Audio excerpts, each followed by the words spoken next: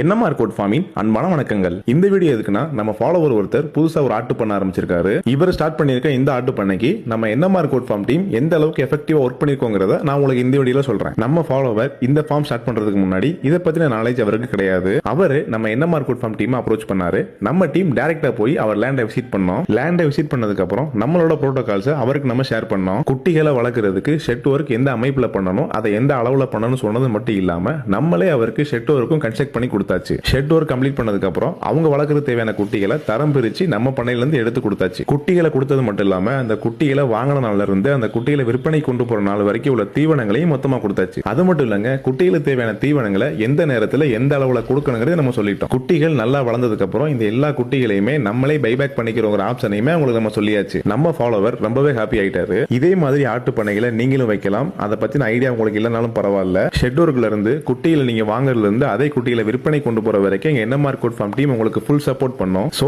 இதே மாதிரி பண்ண நீங்க வைக்கிறதுக்கு கீழே உள்ள நம்பருக்கு கால் பண்ணுங்க.